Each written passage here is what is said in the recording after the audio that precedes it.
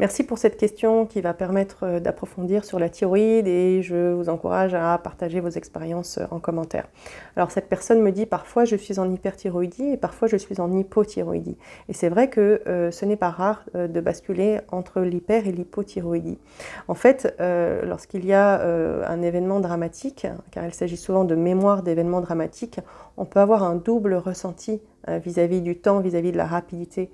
On peut à la fois vouloir agir plus vite, accélérer son action pour pouvoir réagir dans l'urgence quand il y a eu des conséquences graves. Et en même temps, on peut vouloir ralentir le temps, arrêter le temps, retourner dans le passé, comme si on pouvait mettre le film au ralenti pour pouvoir avoir plus de temps pour agir ou parce que les choses ont été trop vite. Et donc en fonction du ressenti qui domine, on peut basculer entre l'hyper et l'hypothyroïdie. Je vais inventer une histoire pour illustrer ça. Imaginez un adolescent qui a un chien, il rentre de l'école.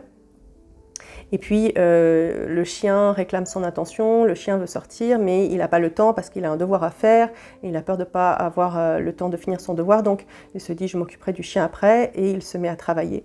Et puis là, au bout de quelques temps, il cherche le chien et le chien n'est pas là. Et il court au dehors et il se rend compte que le chien a fugué. Il voit le chien qui court vers la route et il se précipite derrière le chien, mais il n'est pas assez rapide et le chien se fait percuter par une voiture qui arrive vite. Alors l'enfant peut refaire tout un scénario au sujet de cette journée, de cette histoire, en se disant si j'avais eu plus de temps, j'aurais sorti le chien, si j'avais plus de temps, j'aurais accordé de l'attention à mon chien, et donc il n'aurait pas fugué, et j'aurais pu éviter ça. Et en même temps, il peut se dire aussi, et si je m'en étais rendu compte avant, si j'avais réagi plus vite, donc si j'avais été plus rapide, si j'avais vu qu'il était parti avant, j'aurais pu le rattraper avant qu'il ne court sur la route. Et puis si j'avais couru plus vite, et puis si la voiture avait été plus lentement, et puis si le chien n'avait pas couru si vite. Vous voyez, on peut vouloir accélérer son action et ralentir le temps. Alors pour pacifier notre relation au temps, il va surtout s'agir d'accepter ce qui s'est passé.